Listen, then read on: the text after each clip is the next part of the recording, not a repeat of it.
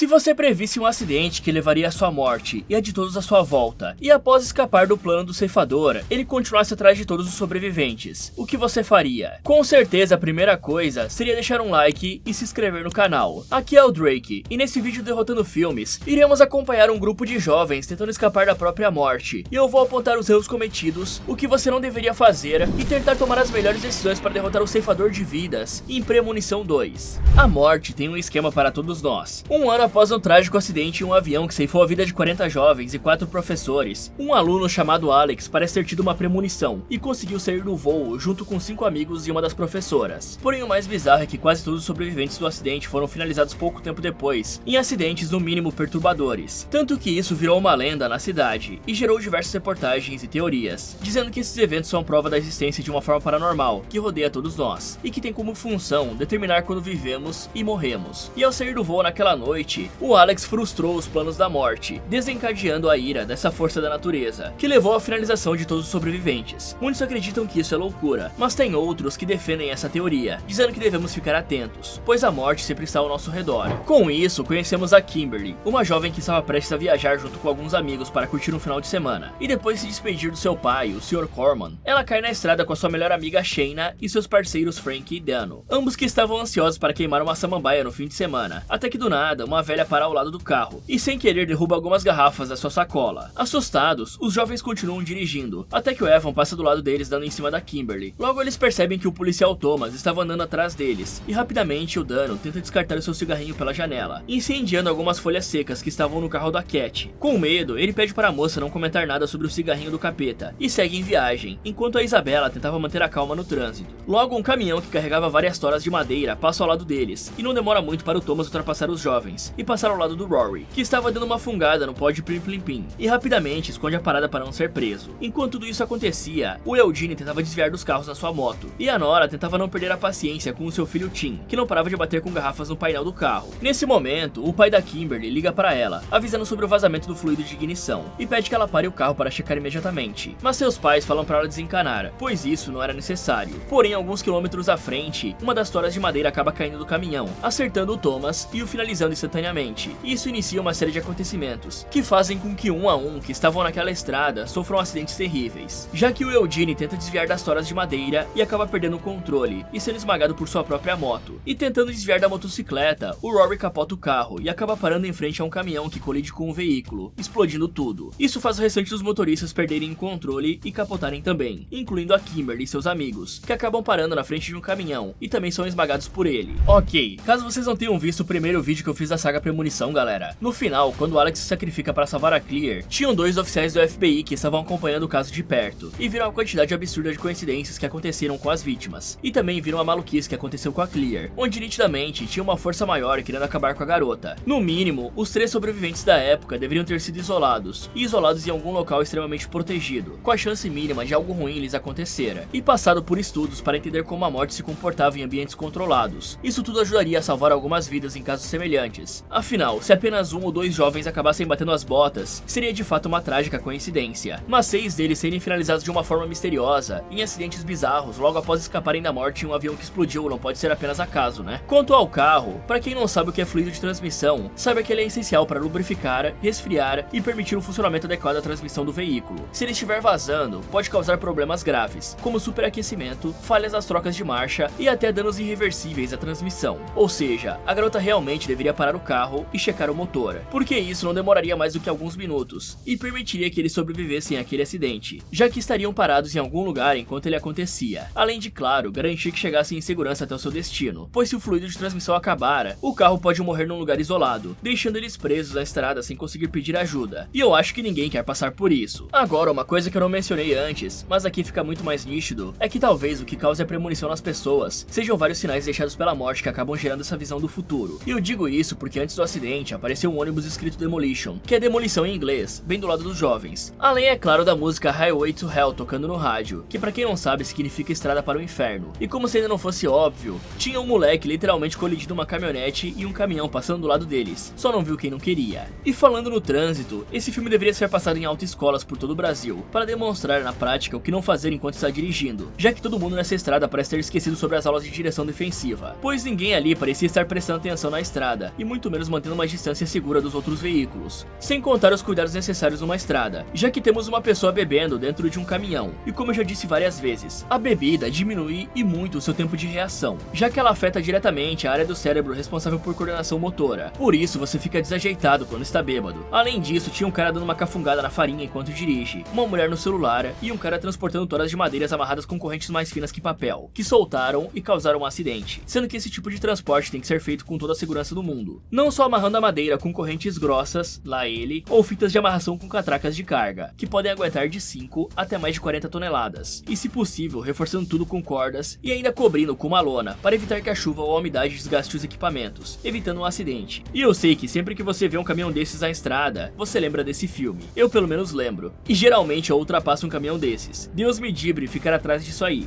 Quando volta a si, a Kimberly se vê alguns minutos antes do acidente acontecer, e fica completamente confusa com o que acabou de ver, mesmo tendo a capacidade de prever o futuro, pois isso só fez ela sentir que a sua vida estava indo no rumo errado, algo que com certeza não aconteceria com você no mercado de investimentos, se você estudasse com a UVP, pois eles oferecem um curso que te ensina passo a passo o caminho que você precisa seguir para conseguir investir da maneira correta, evitando perdas de capital, dor de cabeça e o tempo absurdo que você iria gastar tentando aprender por conta própria, já que o curso da UVP dura apenas 8 semanas, ou seja, em apenas 2 meses, você já aprende a investir de verdade, com uma didática tão simplificada que permite a qualquer um entender o conteúdo das aulas, mesmo que você não tenha nenhuma experiência na área, permitindo que você consiga criar uma renda passiva e garantir um futuro muito mais próspero e tranquilo para sua família. Tudo isso de forma totalmente online, sem nem sair do conforto da sua casa. Além disso, a UVP é uma escola de investimentos conhecida em todo o Brasil, sendo consagrada a melhor escola de investimentos em menos de 2 anos atuando no mercado. E quem vai te guiar por todo o processo é o Raul Sena, um investidor que tem mais de 10 anos de experiência no mercado, e que também é o criador do canal Investidor Sardinha, um canal com mais de 1 milhão de inscritos, e que até hoje é um dos mais relevantes no Brasil quando o assunto é investimento. E fiquem tranquilos, que além de tudo isso, a UVP ainda oferece ferramentas simples e fáceis de serem utilizadas, para te ajudar a organizar a sua vida financeira, e diminuir absurdamente os erros na hora de investir. E eles ainda te entregam ferramentas para ajudar a planejar o seu futuro, aumentando ainda mais a sua taxa de sucesso. E para completar, quando você se inscreve na UVP, você ainda ganha acesso a uma conta de investimentos da UVP Capital, que tem benefícios como cashback e renda fixa, acesso a alguns dos melhores ativos na hora de investir, e você ainda pode solicitar o cartão AUVP Black, um dos melhores cartões do mercado, com cashback na fatura e acesso a salas VIPs em aeroportos. E caso você conclua o curso e ainda assim não se sinta satisfeito com os resultados, eles devolvem 100% do seu dinheiro. Você pode até ir no Reclame Aqui para conferir. Eles só têm uma única reclamação de verdade no site, então aproveitem para começar a estudar antes que o preço aumente, por causa dos módulos de investimento avançados, suporte e imposto de renda. O link para o curso está na descrição e no primeiro comentário fixado. Então, depois de aprender a investir com a UVP e garantir um futuro melhor do que aquele que ela previu, a Kimberly troca a estação do rádio e ouve a mesma homenagem para o acidente de avião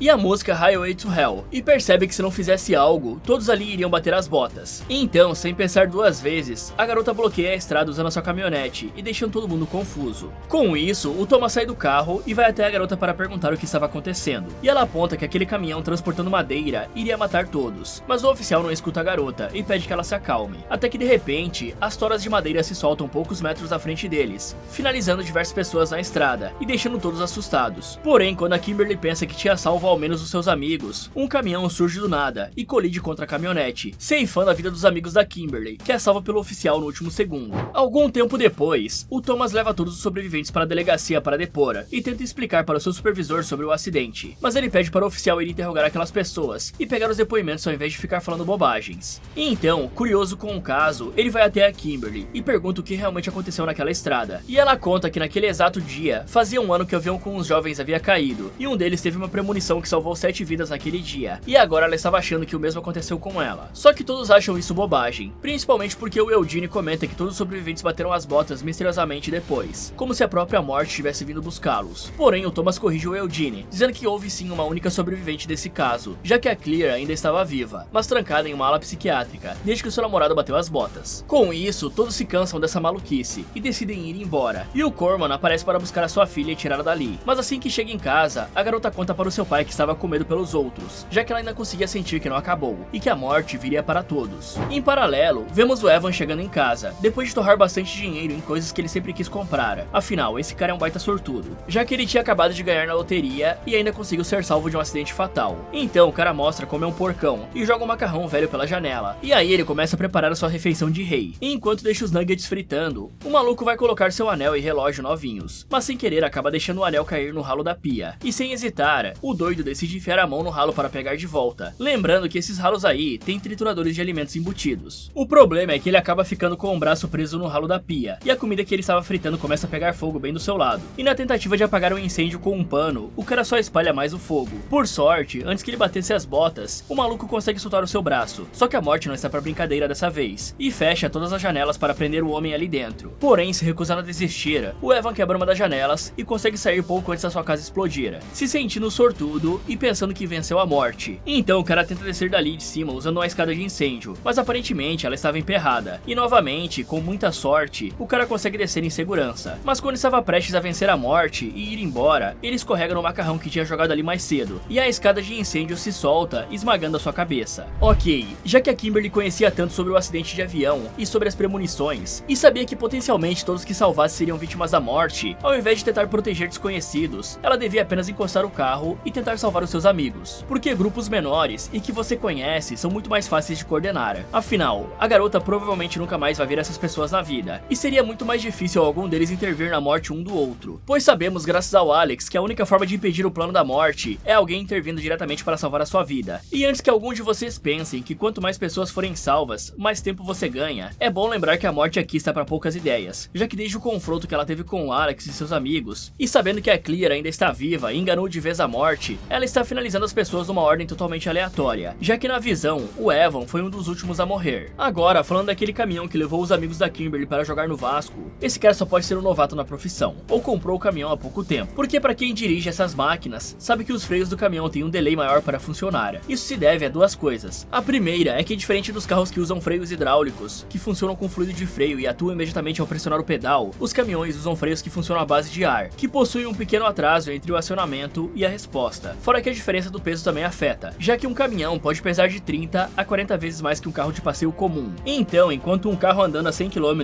precisa de 40 a 50 metros para conseguir frear com segurança e parar o veículo completamente, um caminhão precisa de 150 a 200 metros de distância para fazer o mesmo. E é por isso que você nunca deve tentar ultrapassar perigosamente ou cortar um caminhão no trânsito, porque você pode acabar sofrendo um acidente grave. Mas continuando a linha de raciocínio inicial, sabendo que o caminhão demora mais para conseguir frear, o motorista deveria ter reduzido a velocidade há muito tempo, pois dava para ver de longe as explosões e os carros capotando. Se ele tivesse feito isso, os amigos da Kimberly ainda poderiam estar vivos, mas parece que a morte finalizou esse cara enquanto ele dirigia, mantendo o pé do maluco preso no acelerador de alguma forma. Quanto a Kimberly, já que a jovem entende que teve uma premonição e que provavelmente a morte viria atrás dela, a primeira coisa a se fazer seria identificar onde a Clear estava e tentar pegar o máximo de informações possíveis para entender como funciona o design da morte e saber como poderiam sobreviver aos esquemas do ceifador. Agora, falando do Evan, esse cara definitivamente é muito estúpido. Ele conseguiu fazer tantas burradas seguidas que fica até difícil acreditar que ele quase saiu vivo. Primeiro, porque quando ele derrubou o anel no ralo, a melhor decisão seria chamar um encanador para retirar o objeto ao invés de enfiar a mão ali. Afinal, muitas cozinhas dos Estados Unidos têm aqueles trituradores de comida no ralo, e vamos apenas dizer que você não vai querer enfiar a mão no meio dessas lâminas aí, fora que ele poderia ficar com o braço preso como acabou de acontecer. E sobre o incêndio, parece mais que o cara queria espalhar o fogo do que apagar. Galera, não dá pra apagar um incêndio com qualquer tipo de gordura usando água, senão isso aqui acontece. O correto é abafar com uma tampa ou um pano úmido, ou usar um extintor, o que o cara até tentou fazer, mas o extintor tava meia bomba. Já a parte da escada, a morte praticamente brincou com o maluco, pois a escada não caiu de uma vez só, e sim, caiu, parou e depois acertou a cabeça do coitado enquanto ele estava eufórico. Então, se ele não ficasse surpreso com a sorte e virasse pro lado para não ficar na reta da escada, o Evan poderia ter saído vivo, pelo menos da escada, né? Indo para o oficial Thomas, vemos que realmente ele ficou desconfiado depois de ouvir toda aquela história da Kimberly, e decidiu correr atrás para pesquisar mais sobre o caso do voo que caiu, e descobrimos que o Alex bateu as botas quando estava andando pela rua e um tijolo caiu em sua cabeça. Sim, o cara literalmente virou o tijolinho, o que é meio triste, né? Finalizarem um protagonista passado fora de tela e desse jeito tão ruim. Em paralelo, o jornal anuncia sobre o acidente que aconteceu na estrada, e fala que 18 pessoas perderam suas vidas nesse acidente. Só que o mais estranho de tudo era que o Evan, um dos sobreviventes, tinha batido as botas misteriosamente naquela manhã. Ao ver isso, todos os sobreviventes ficam preocupados, mas decidem levar apenas como uma coincidência, e continuam vivendo suas vidas normalmente. Todos menos a Kimberly, que fica realmente preocupada com toda essa situação, e começa a pesquisar mais sobre a Clear, que era a única que realmente conseguiu sobreviver até os dias atuais. E após descobrir em qual clínica ela estava internada, a garota dirige até lá em busca de respostas. Só que quando ela chega no local, a enfermeira pede para a garota retirar praticamente todos os pertences que fossem afiados, cortantes ou até potencialmente perigosos, já que a Clear insistia que a morte iria vir buscá-la e tinha medo de tudo e todos, por isso se voluntariou para ficar naquele quarto acolchoado, onde nada poderia feri-la. Com isso, a enfermeira deixa a garota ver a Clear, e assim que ficam sozinhas, a jovem começa a explicar sobre a premonição que teve, e como uma das pessoas que ela tinha salvo acabou batendo as botas num acidente misterioso. E aí ela pergunta para a Clear se tinha alguma forma de salvar a todos, pois a garota estava preocupada com os outros, e apenas a Clear tinha conseguido vencer a morte. Mas a mulher avisa que não tinha vencido nada, pois perdeu todos seus amigos e agora estava isolada em uma caixa para conseguir sobreviver, e que no melhor dos casos, a Kimberly acabaria tendo o mesmo destino, já que o ceifador viria buscar um a um, na ordem que bateram as botas da premonição. Porém, quando a jovem conta que o primeiro a partir foi o penúltimo a bater as botas, a Clear fala que alguém deveria ter interferido no esquema que a morte tinha para a Kimberly, e por isso, provavelmente ela seria a última a ser levada. E aí a jovem se lembra que o Thomas tinha salvo ela do caminhão, então como a morte não conseguiu levá-la, deve ter interferido a ordem, começado de trás pra frente. Então ela pede ajuda da Clear para salvar a todos, mas a loira se recusa, pois apenas sair do local já faria com que a morte começasse um novo plano para ela, e que se continuasse tentando salvar os outros, a Kimberly iria acabar batendo as botas. Porém, a mulher avisa que o ceifador deixava sinais do que iria acontecer, e que a Kimberly tinha que aprender a interpretá-lo se quisesse salvar alguém. Isso deixa a jovem irritada, dizendo que perder os amigos e o namorado fez com que a Clear virasse uma pessoa fria, e que no fundo ela estava morta, só não tinha percebido ainda. Ok, vocês têm que admitir que a morte do Alex foi meio cômica, afinal, o cara enfrentou a morte, salvou a Clear, sobreviveu a uma descarga elétrica gigantesca e conseguiu estragar os esquemas da morte por pelo menos um ano, só pra bater as botas com uma tijolada aleatória na cabeça dele. É meio engraçado, porém isso mostra que de fato não tem uma forma de frustrar os planos da morte para sempre. No máximo você consegue exceder um pouco a sua expectativa de vida, em algumas semanas, meses e com muita sorte alguns anos. Só que no fim, se pararem para pensar, não vale muito a pena, né? Já que dependendo de como você for, você vai viver uma vida cheia de paranoias, pois terá que ficar esperto com tudo ao seu redor para evitar qualquer coisa perigosa que pudesse ser usada para te finalizar. O problema é que tudo pode ser potencialmente perigoso, então talvez em vez de viver eternamente em pânico, o ideal seria tentar viver de forma controlada, mas também sem ficar paralisado quando os sinais surgirem. E falando em paranoia, já que sabiam sobre a morte do Evan, mesmo que não acreditassem nos esquemas da morte, o pessoal deveria pelo menos ficar mais atento. O ideal nessa situação seria todos se unirem em um único lugar seguro e fazer como o Alex fez a cabana do pai da Clear, garantindo que todas as formas da morte chegarem até você fossem cobertas ou asseguradas, pelo menos para que eles pudessem ganhar tempo até terem uma ideia melhor. Afinal, até onde sabemos, a única forma de sobreviver ao ceifador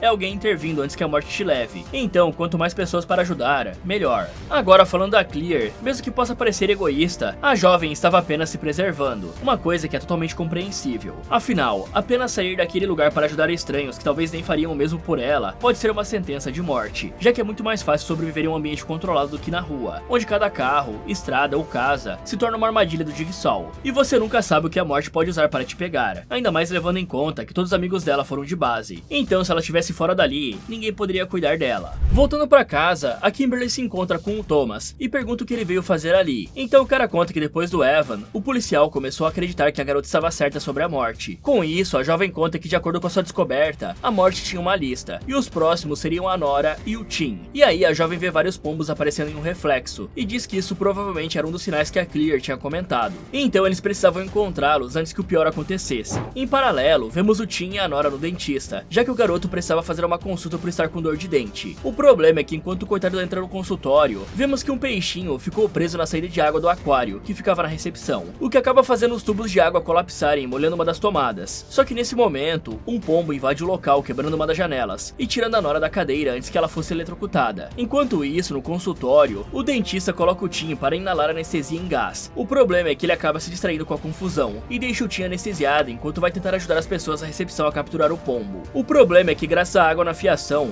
os aparelhos sofrem um curto, fazendo o Tim inalar apenas óxido nitroso, o famoso gás do riso. E como se não fosse suficiente, um dos peixinhos de borracha que estava em cima dele acaba se desprendendo e caindo na boca do garoto, deixando ele sem conseguir respirar, já que o óxido nitroso já tinha deixado ele tão dopado que ele mal conseguia se mexer. A sorte dele é que a recepcionista chega a tempo de salvá-lo. Porém, quando estavam saindo felizes e vivos do dentista, os dois ouvem a Kimberly gritando de longe para terem cuidado com os pombos, mas isso faz o Tim correr para espantar as aves, que assustam um dos operadores que estavam reformando o local. Com isso, ele derruba uma placa de vidro gigantesca em cima do garoto, fazendo ele virar uma panqueca e bater as botas. E aí o Thomas tenta convencer a Nora a ficar junto com eles para que pudessem ajudá-la caso a morte viesse atrás dela. Só que a mulher se recusa a sair do lado do seu filho, mesmo em seu último momento na Terra, e parece não se importar se a morte vier buscá-la. Afinal, ao menos estaria junto com o Tim novamente. Sem saber o que fazer, os dois voltam para a casa da Kimberly e ficam parados tentando absorver o que acabou acabou de acontecer. Nesse momento, eles se surpreendem quando a Clear aparece para ajudá-los. Afinal, ela se cansou de fugir do seu destino final e sabia exatamente para quem podiam pedir ajuda. Juntos, eles vão até o crematório onde o Sr. Bloodworth trabalhava e o encontram preparando o corpo do Evan para ser cremado. Com isso, a Clear pede ajuda para frustrar os planos da morte, mas o Bloodworth avisa que isso era impossível, pois todos bateriam as botas quando fosse a hora certa, e não tinha como escapar disso. Mas a Clear diz que essa afirmação era mentira, pois ela e o Alex sobreviveram por meses, evitando todos os esquemas que a morte projetava. Só que o homem se recusa a falar, e apenas pede para que espere a sua hora chegar. Mas quando a Kimberly implora por ajuda para salvar os outros, o Bloodworth parece ficar com pena da garota, e diz que o universo precisava de equilíbrio. Portanto, para cada vida que nascia, uma tinha que partir. Então a única forma de fazer a morte resetar seus planos era com uma nova vida. Bom galera, ao mesmo tempo em que a morte parece ter ficado mais inteligente e parado de subestimar os humanos depois do caso do Alex, ela também parece ter ficado meio burra. E eu sei que isso não faz sentido, mas calma que eu vou explicar. O ceifador nessa altura do campeonato já percebeu a estratégia que os sobreviventes estão usando de interferir nos seus planos, para salvar uns aos outros. Então agora ele está usando a interferência dos sobreviventes como parte do seu plano para finalizar as pessoas. Tanto que se a Kimberly não tivesse aparecido, muito provavelmente o Tim ainda estaria vivo, já que foi a interferência dela que causou a morte do garoto. Mas ao mesmo tempo, ela parece mais esperta. A morte também está tomando decisões meio inúteis, como aquele choque elétrico que ela tentou dar na Nora, que não daria certo pelo simples motivo de que a moça estava com sapatos que têm sola de borracha. Um material isolante, que como muitos de vocês devem saber, não conduz eletricidade de forma alguma. Além disso, essa ideia de que os pombos teriam velocidade e peso suficiente para atravessar um painel grosso de vidro é maluquice. Principalmente se levarmos em conta que a velocidade máxima que esses animais conseguem voar é de aproximadamente 80 a 100 km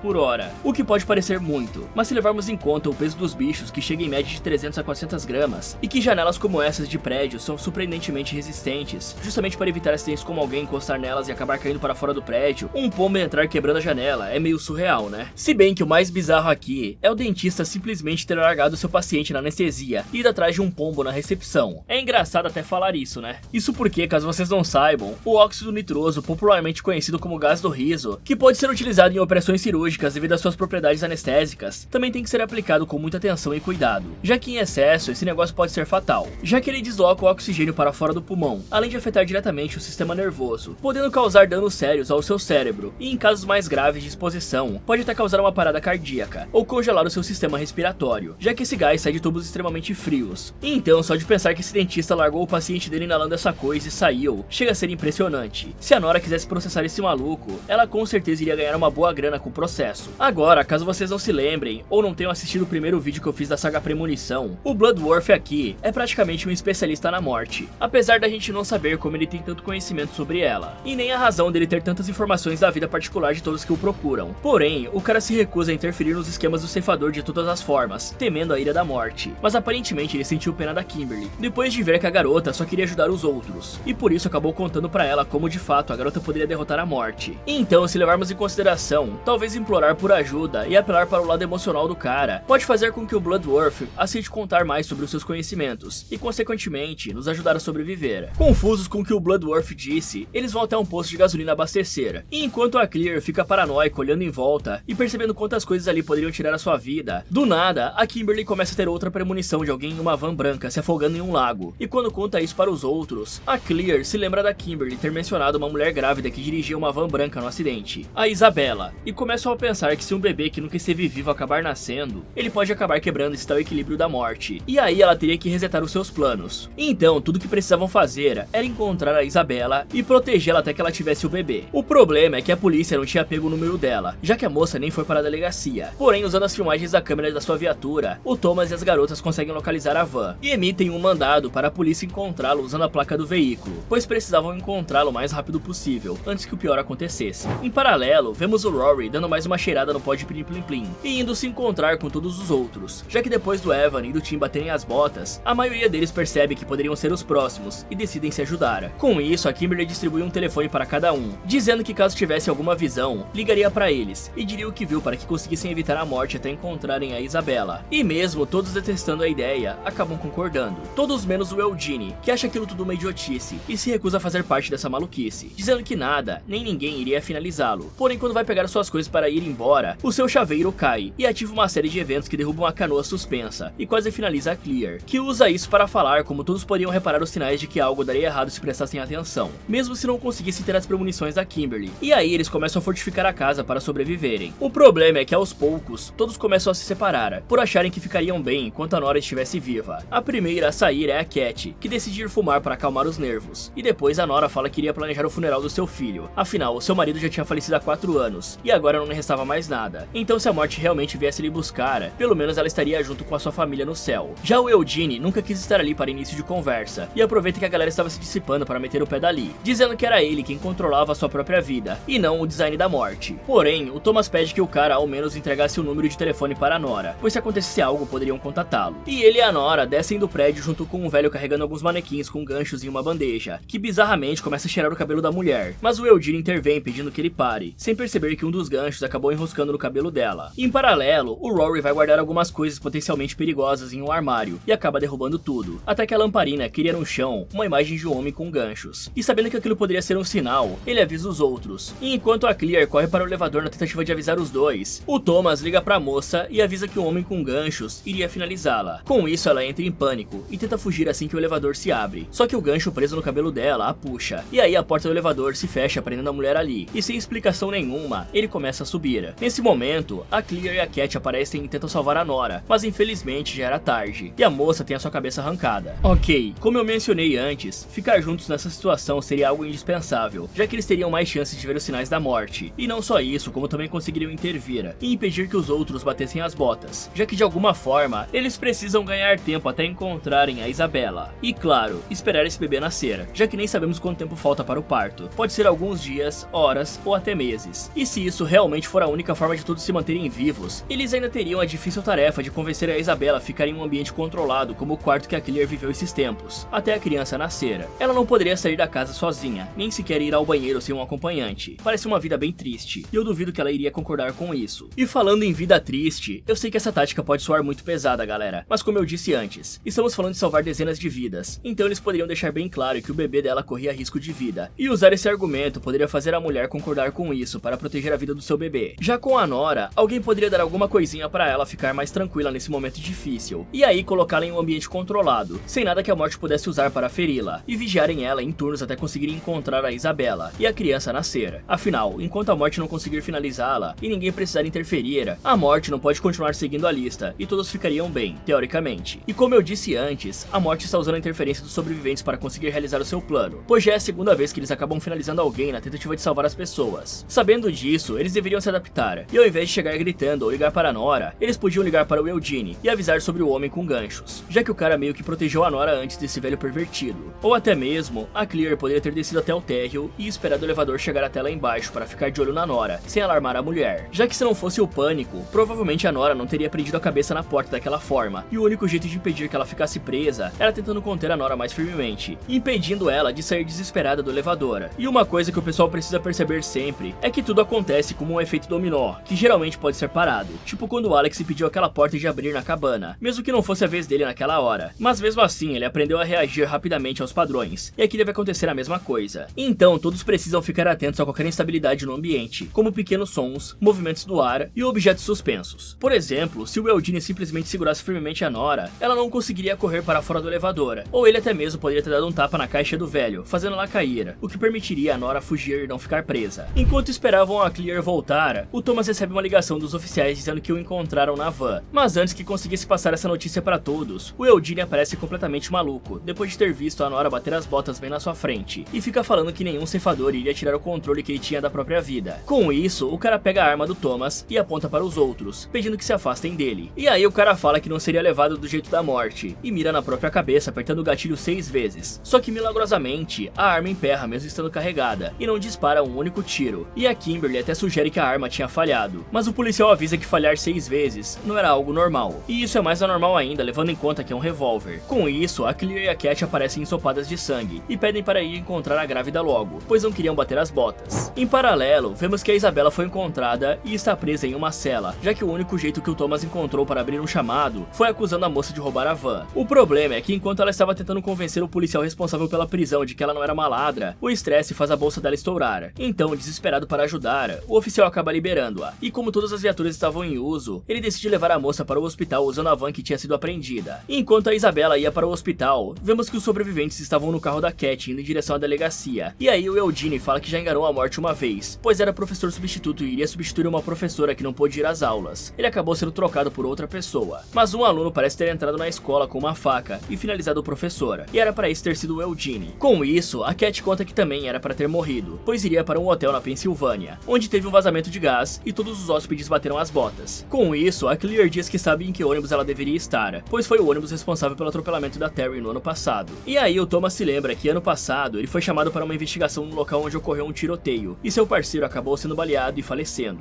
O Thomas só não foi junto e acabou morrendo com ele, pois foi chamado para recolher o corpo do Billy na mesma noite. E aí o Rory fala que também teria ido num local na França em que teria um espetáculo, mas que o teatro inteiro desabou e finalizou várias pessoas. Ele só não foi porque o show foi cancelado depois que uma placa caiu e finalizou um cara na frente do local. Aí a Claire fala que esse era o seu amigo Carter. Por último, a Kimberly conta que no ano passado, a sua mãe havia falecido quando alguns jovens tentaram assaltá-la no carro, quando estavam saindo do shopping. E aí a Kimberly só não foi baleada junto com a sua mãe, porque ficou distraída vendo uma notícia sobre a morte do Todd, que por teoria, teria se finalizado na banheira, e acabou escapando daquilo também. Com isso, eles percebem que o tempo todo fizeram parte do esquema da morte, mas que foram poupados enquanto ela corria atrás de finalizar os sobreviventes do voo. Então, eles percebem que a saída do set daquele avião causou uma ruptura nos planos da morte, que acabou com diversos dos esquemas dela, salvando dezenas de pessoas. E por isso ela estava trabalhando ao contrário dessa vez, para tentar fechar essa ruptura de uma vez por todas, e restaurar o equilíbrio da vida e da morte. Bom, parece que realmente as pessoas não podem bater as botas enquanto não for a hora delas, já que o Eugene tentou atirar 6 vezes e nenhuma das balas saiu do tambor. Mas apesar disso parecer assustadora, de certa forma é super útil, pois isso vale para qualquer circunstância. Só de ter uma pessoa que não deveria bater as botas, tentando manter a segurança dos outros, a morte teria que fazer o dobro de esforço para conseguir finalizá-lo, e talvez tivesse que adiar até que essa pessoa esteja mais isolada, já que não poderia matar alguém fora da ordem natural. Ou seja, algumas pessoas conseguiriam se ajudar sem risco de se ferir. Então, essa ideia de se afastar da próxima pessoa da lista é totalmente maluca e inútil, já que ficar perto faria muito mais sentido para evitar que a morte levasse o próximo. Então, em teoria, se o Eugene enfiasse a cabeça na porta do elevador junto com a Nora, a morte teria que liberar a mulher, pois não poderia finalizar ela e o Eugene ao mesmo tempo,